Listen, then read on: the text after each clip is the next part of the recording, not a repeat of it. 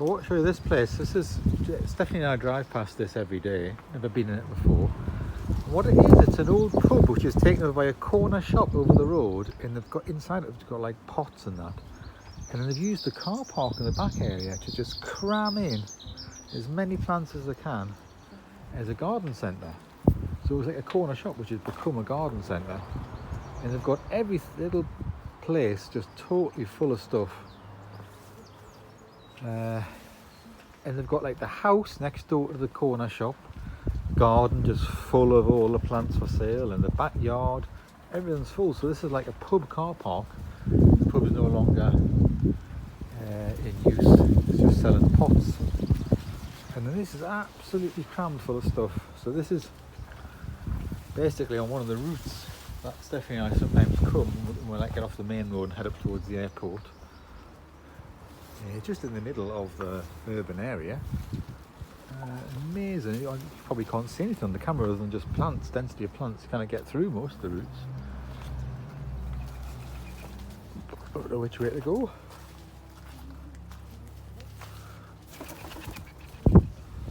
Yeah. So that's the corner shop at the other side of the road over there, that stone building. And this is like the car park where they've got all that. The old pub, you think you're going into a pub, but it's just got millions of these pots. It's just selling pots. Nothing but pots.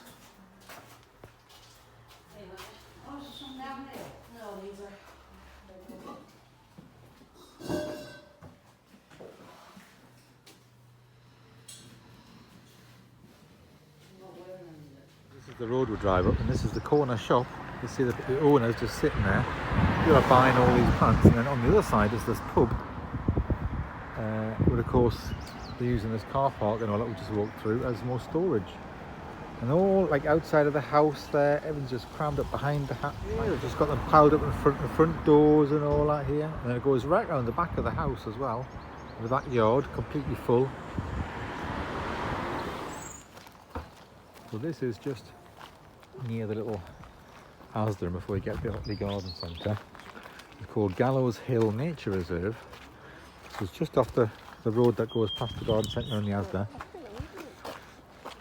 And there's a little group walking down there. You can walk down to the woods or down near to the river. We're going to have a little look round. Looks like it's not, I thought after all the rain it would be muddy, but it's actually okay. This bit anyway. Loads of nettles, which is good for wildlife. Hawthorns in flower now, isn't it? Usually flowers in May.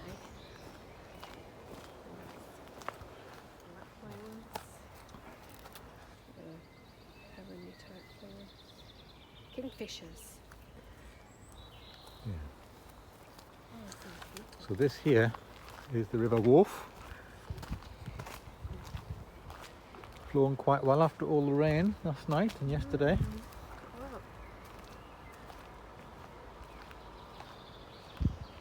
So I think if you walk this way, you can walk into Otley along the river here. It just goes to where that circular route we walked along the other day where we crossed over the bridge. That's where that goes there, that way. And the other way goes in more into where the nature reserve really is, I think, more down that way. It just depends what you want to do. In front door, heading this way, and that's it. We're here. So this is the bridge. It's only just 2 minutes walk to that bridge that we crossed over on the loop the other day. So we're close to where the hydropower station is and everything. The weir is just there. You can see the weir just through there. So we're very, very close to that nature reserve just from here.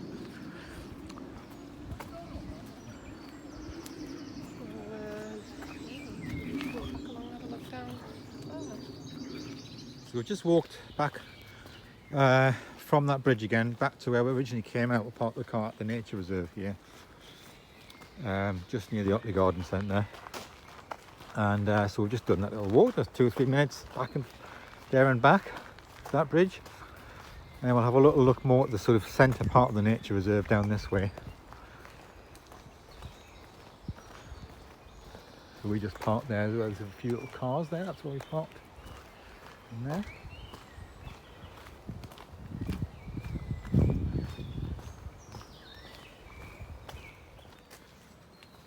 woodland areas here, and then actually farm on that side of the river. There's just sort of farmers' fields and things, crops growing. Looks like there's wheat. I can't quite tell from this could actually be barley. Can't quite tell from here. You can tell when you get close up and look at the ears. Yeah, the river's definitely fast flowing at this point. You hear it shooting along.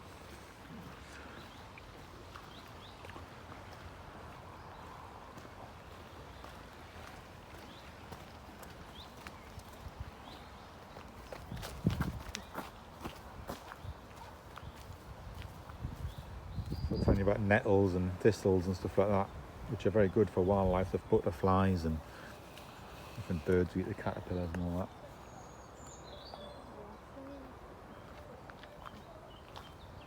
The river's just there. Well, should we just have a quick look at the lake then? Yeah.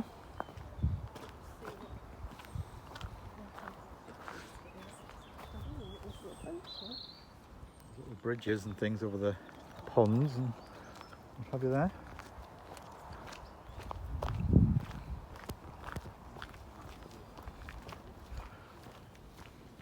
So it just follows the river along. And you can see on the other side the crops and things on the other side of the river. So through that part, then there's all these little ponds.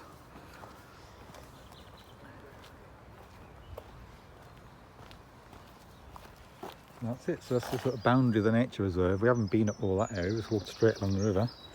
Now we're going out of the nature reserve, and you can walk along a public footpath along the river. So we'll see if it's too muddy this before we go too far, I think.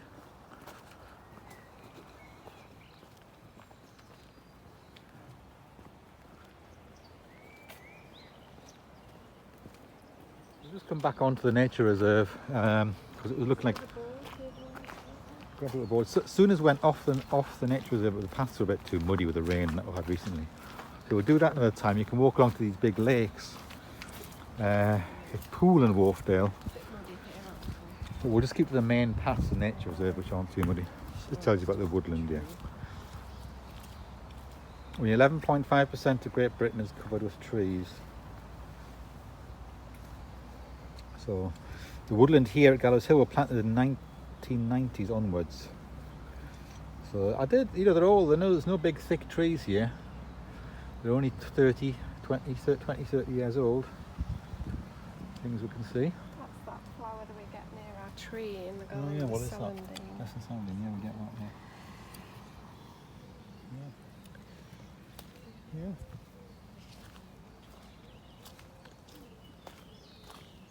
We'll go back to the main path, which is dry and gravelly. Obviously still planting things here, little hedges and things, holly, beech and all sorts of stuff. Hawthorn. And there's a little deck, like a little walkway here.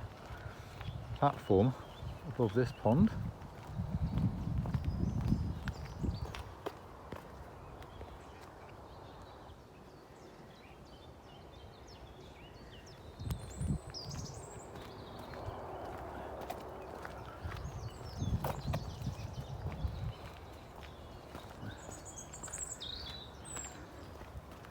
Yeah, frogs and what have you, dragonflies.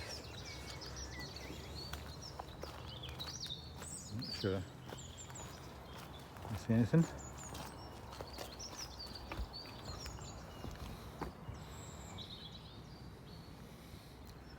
Can't see any tadpoles swimming about. Some little pond skater things.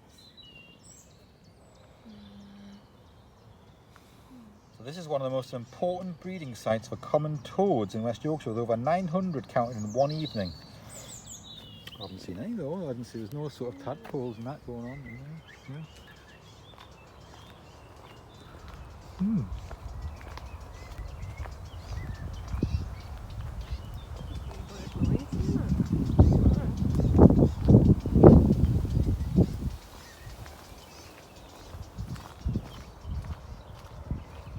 At the end of the nature reserve, there's a free book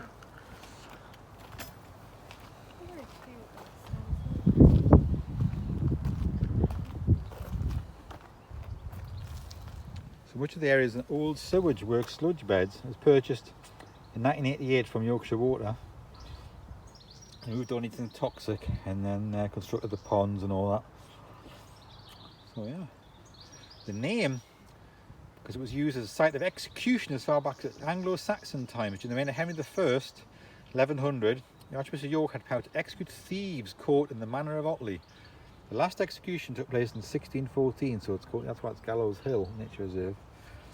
We've got a sycamore part, cherry, alder wood, forest garden, community orchard, ash wood, willow coppice. Then we saw them ponds there. So basically we walked down here. First we went that way to the little bridge, then we came back again. Then we walked along here, went right to the end. And then we just walked there and found it was a bit muddy going off the nature reserve. Came down, walked down here, had a look at that pond there, walked along here, walked along, and now we're here back at the car park.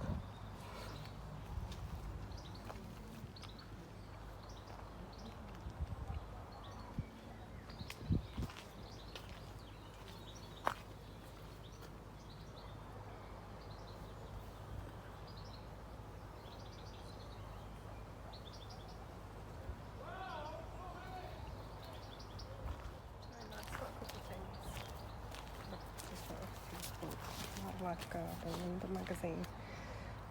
Some reading. There you go.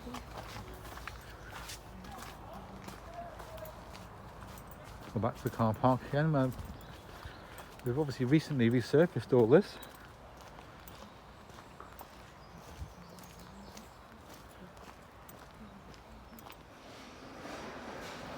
Now we're in the Otley Garden Centre, or the outdoor bit anyway. £7.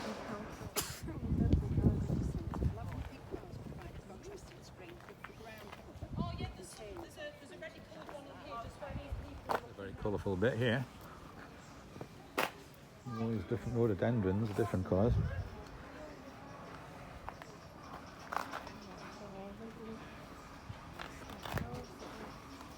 Like 30 quid each for a rhododendron. Amazing.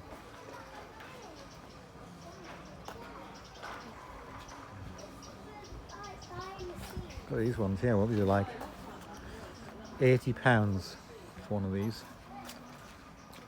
In fact, that big one is £150 for that big one there. The big pot. All this, you get like 4 of them, and 4 of them with all the screws and that. In a pack. It's all metal, brass coated and all that on the outside, and all I wanted was one of them. But you got like all that was for 49p at the Yorkshire shop. So it was a brass tubular latch, and then the outer plate thing that it goes into. And it was only one of these. I was just replacing it because the hole in the door. You could just have a hole in the wood. I mean, some of them do. That one's got the brass plate. I think the kitchen door just got the hole in the wood and it works fine. Like that. But on Justina's door, I did put one of these on because it wasn't, with the distances and things, it wasn't latching properly. And the old one had broke off. It like this part here, it's snapped away and it just wasn't working. It wasn't catching the door properly. So I just replaced it there. That's the new one. One of these. And that's all I really wanted, but I ended up having that massive pack of stuff instead. 49p. So yeah. Postman Pat. Postman Pat.